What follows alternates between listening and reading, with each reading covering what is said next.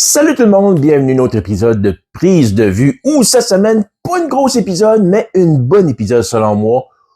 Oui, je le sais, Wicked for Good a sorti en fin de semaine. Oui, je le sais que il a tout arraché au box-office, mais j'ai pas vu le premier, fait que ça serait fou pour moi d'aller voir le deuxième. C'est pas des films vraiment qui m'intéressaient. Ben, en fait, ça m'intéressait, mais quand j'ai appris que c'était des musicales de passer 2 heures, mon intérêt a baissé assez rapidement. Vraiment pas un fan des musicales, rien contre ça, c'est juste pas mon style. Ça fait que j'ai passé au côté de Wicked, puis je vais passer au côté de Wicked for Good. Mais les critiques sont bonnes. Le film, comme je disais, a vraiment bien fait au box-office. Ça fait qu'il est là pour vous pour le voir. Moi, de mon côté, pour cet épisode-ci, je vais du côté du streaming avec la plateforme Apple TV+, qui est probablement la plateforme la moins populaire, mais pour le prix, parce qu'elle est aussi la moins chère à 15 pièces avec 17 pièces plus taxes à peu près. C'est une qui vaut quand même la peine. Puis je pense que c'est sur cette plateforme-là que j'écoute le plus de séries. Si je compare Netflix, oui, là, il y a Stranger Things qui s'en vient cette semaine. Sur Paramount Plus, il y a Tulsa King avec Sylvester Stallone dans la 3e saison, c'est terminé hier. Sur Crave, il y a The Last of Us, qu'on va voir la 3e saison en 2027. Il y a aussi, qu'est-ce que j'écoute là-dessus encore? It, Welcome to Derry, un prequel de le film It. Bon, c'est sur, bien sûr, le roman de Stephen King. Welcome to Derry, qui est excellent jusqu'à date. J'aime vraiment ça, j'ai été surpris. Je pensais que on allait manquer le bateau parce que des fois, c'est rajouté à des histoires classiques comme ça. Des fois, ça scrape plus que l'autre chose, mais jusqu'à date, c'est vraiment bien réussi. Ça fait que c'est sur Apple TV+, c'est vraiment là où on se concentre juste sur du contenu original, mais c'est principalement de qualité. Moi, les séries que j'ai adorées là-dessus, je pense à Servant, From All Mankind, ma femme adore Good Morning, évidemment, l'excellent Ted Lasso dans la 4e saison s'en vient à un moment donné.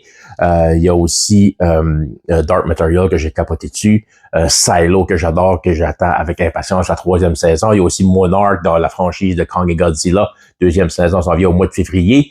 Il y a aussi des bons films là-dessus avec The Purge, vraiment qui m'a pris par surprise. Pas The Purge, The Gorge, qui m'a pris par surprise au début de l'année, dont j'ai fait une critique que vous pouvez aller voir dans les critiques du passé sur Prise de vue. Un film qui, s'il avait joué au cinéma, aurait été dans mon top 5 des meilleurs films de l'année garanti. Ça serait dur de faire un sequel là-dessus, faire une suite, mais un prequel serait possible, puis je me croise les doigts qu'à un moment donné, ça va arriver, mais je ne sais pas, on n'en a jamais parlé.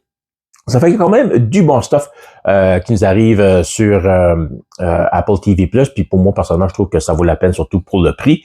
Et en 2023, d'ailleurs, nous allons faire le film The Family Plan, le film qui m'a en vedette Mark Wahlberg et aussi Michelle Monaghan.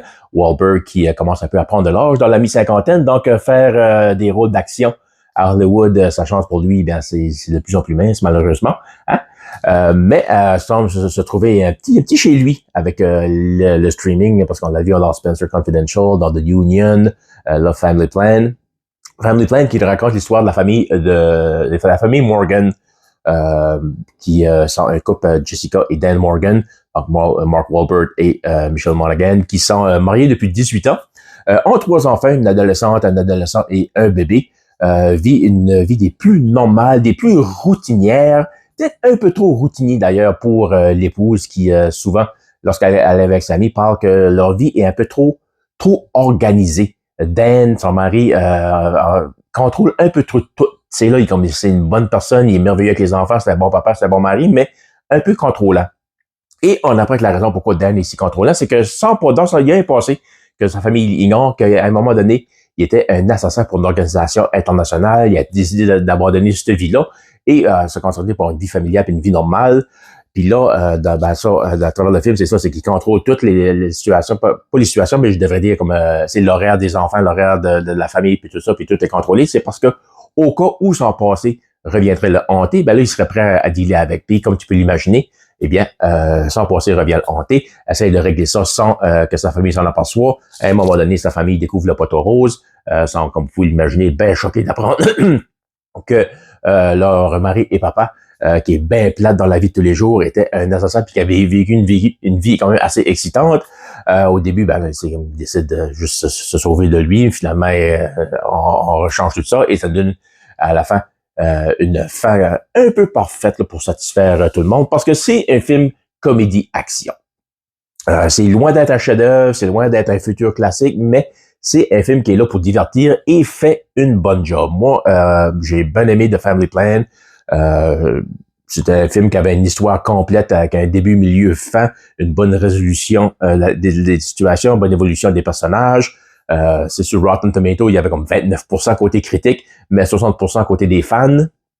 Ça fait que j'étais satisfait du film. Si j'avais fait prise de vue à cette époque-là en 2023, je lui aurais donné un solide et positif 7 sur 10. Fait que je m'attendais pas à une suite, mais là, ça y est, on est revenu avec The Family Plan 2, toujours sur Apple TV+. Et film, encore une fois, je lui donne un solide et positif 7 sur 10. C'est un film que j'ai vraiment apprécié, que j'ai ri, que j'ai trouvé bon, que j'ai trouvé intéressant.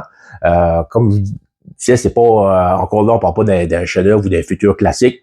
Je pense pas que ces films-là auraient fait ben de tapage au box-office. Ça fait, je trouve que au niveau streaming, c'est parfait. C'est le genre de film que tu s'assis sur le sofa, tu t'apprêtes avec une couverte avec ton ou ta partenaire, avec un bol de popcorn, puis t'enjoy la ride, puis c'est parfait comme ça pour une soirée divertissante. Puis c'est ce genre de film-là qui est parfait pour ça. Ça fait que The Family Plan 2, on retrouve la famille Morgan, que j'imagine peut-être 2 ans plus tard. L'adolescente est maintenant aux études en Angleterre. Le bébé n'est plus un bébé. Maintenant, il y a un jeune enfant. La famille qui semble toutes bien allées. Là, on voit c'est justement la famille passer du bon temps pour l'Action de grâce. Là, on se prépare pour Noël. Et là, on apprend que la fille, elle pourra pas se rendre de nouveau aux États-Unis pour le temps des fêtes, pour passer du temps avec la famille. Elle va rester en Angleterre. Ça fait que lui, Dan, M. Mark Wahlberg, il n'est pas content avec ça parce que c'est la première année que la famille ne sera pas réunie au complet pour Noël. Ça fait qu'il décide de faire une surprise à sa fille et à apporter la famille en Angleterre pour justement passer Noël ensemble.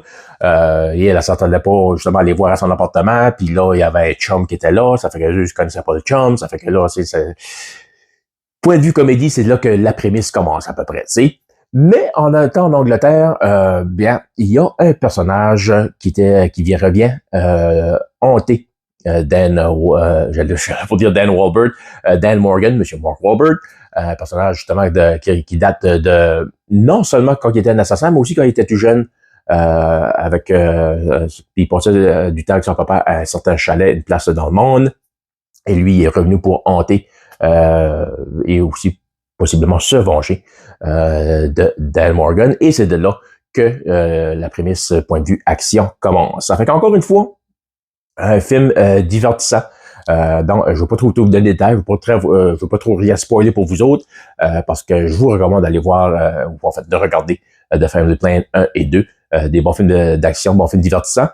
C'est action comédie, là. Pas comédie-action, c'est l'action qui domine dans la large partie du film, mais il y a quand même de la comédie, puis quand c'est drôle, tu vas rire. Tu vas pas rire à tous les 10-15 minutes, mettons, mais quand c'est un punch comédique, tu vas rire, ça fait la marque à pas mal tous les fois.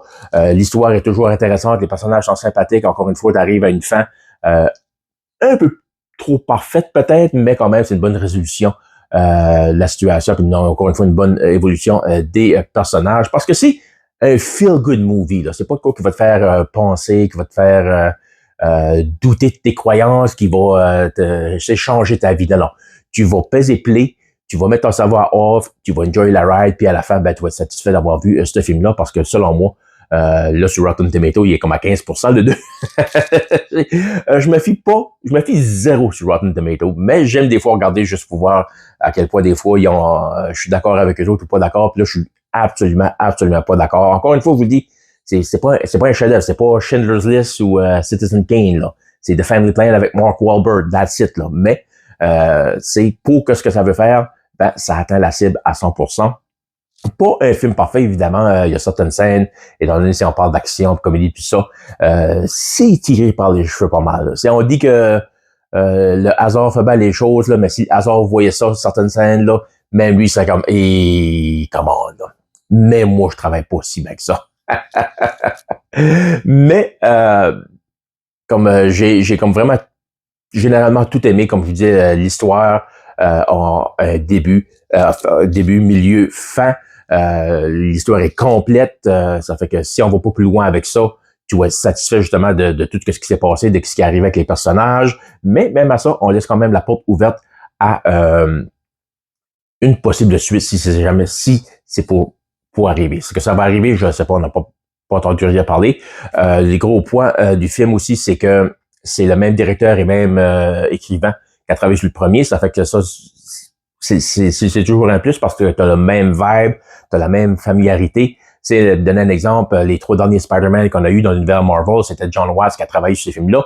Le prochain qui s'en vient au mois de juillet prochain, ça va être un nouveau directeur, ça fait que la vibe va être différente. Même la façon de faire des personnages, ça sera pas comme qu'on a habitué. Ça fait que je suis vraiment curieux. Juste sur ce point-là, je suis curieux de voir comment ce film va être se comporter comparé aux 3 derniers qu'on a habitués à. Mais ça reste à voir, ça va être au mois de décembre. Au mois de janvier, mais en tout cas. Ça, c'est une autre affaire. Là. Pour The Family Plan 2, comme je disais, même directeur, même writer, ça fait que ça, c'est un gros plus. Ça fait que ça apporte dans une même familiarité que tu es déjà à l'aise, que tu connais déjà. Mais le fait qu'on arrive encore à faire évoluer un peu plus les personnages, à faire avancer leur histoire, moi, j'ai trouvé ça vraiment, vraiment bien fait. Ça met, pour le deuxième aussi, ça met en vedette aussi Kit Harington qui joue le rôle du méchant. Puis ce que j'ai aimé aussi, c'est qu'en présentant le personnage tout de suite, là où dans le premier, on nous donnait une petite twist, si tu veux, vers le méchant, pas pour le méchant, vers la fin, là, tout de suite, en présentant le personnage, boum, on y va tout de suite dans la twist, puis ça donne justement un peu de profondeur à qu'est-ce que le personnage de Dan Morgan est après vivre. Ça fait que, en attitude de même, j'ai trouvé ça, c'était bien fait.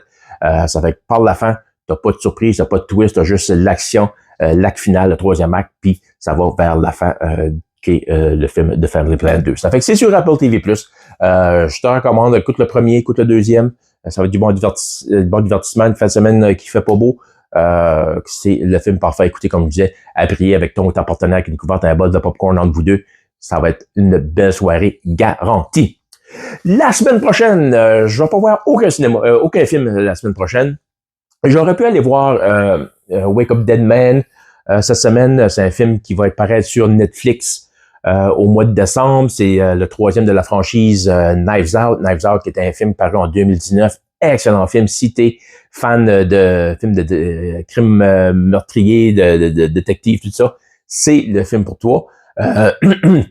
Après ça, Netflix avait acheté les droits justement pour des suites possibles. Après ça, une couple d'années passées, on a eu Glass Onion. Et là, on va avoir Wake Up Dead Man qui va être au mois de décembre sur Netflix. Mais comme Frankenstein de Guillermo del Toro, qui est tout de suite sur Netflix, il joue une couple de jours au cinéma. Mais contrairement à Frankenstein, Wake Up Dead Man, pas vraiment un film que j'ai besoin de voir sur un écran géant. Je vais être capable de l'enjoyer dans le confort de chez nous. Et je vais vous en parler quand je l'aurai vu sur Netflix début mi-décembre. Qu'est-ce que on va avoir la semaine prochaine? Ben, en fait, ça va être le 1er décembre.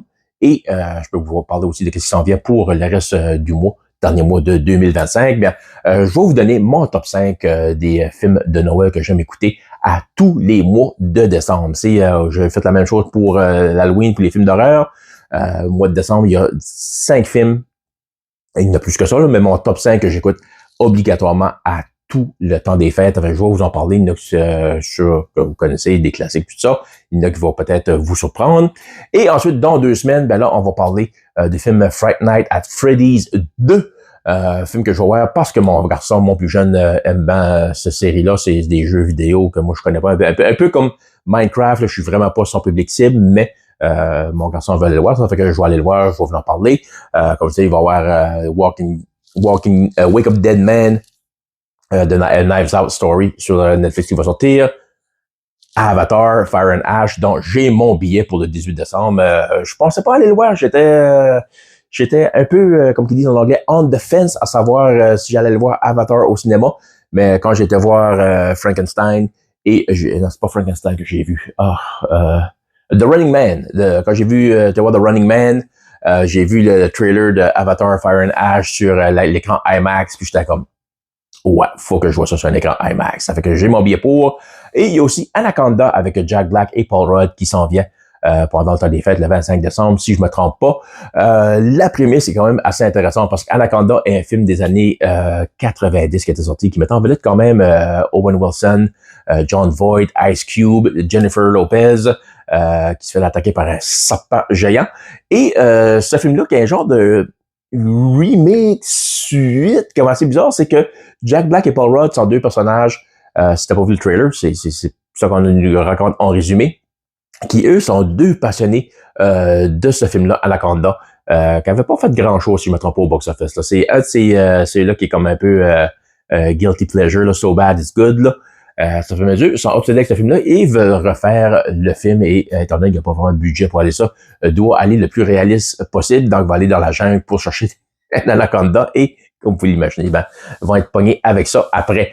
Fait que jusqu'à là, ça m'a fait bien rire, ça fait que c'est probablement un des films que je vais aller voir pour terminer 2025. Et si je décide de continuer avec ça en 2026, ben, on va commencer les 2 premières semaines de l'année prochaine avec mon top 5 des films que j'ai vraiment aimés au cours de cette année. Et on va, après ça, la semaine d'après, ça va être les films, mon top 5 déception, parce que oui, il y a eu de la déception au cours de cette année aussi. Ça fait que c'est ça mon plan pour les semaines, pour le mois et demi à venir. Ça fait que, comme je vous le disais, si t'es abonné à Apple TV+, The Family Plan 2 est là pour toi.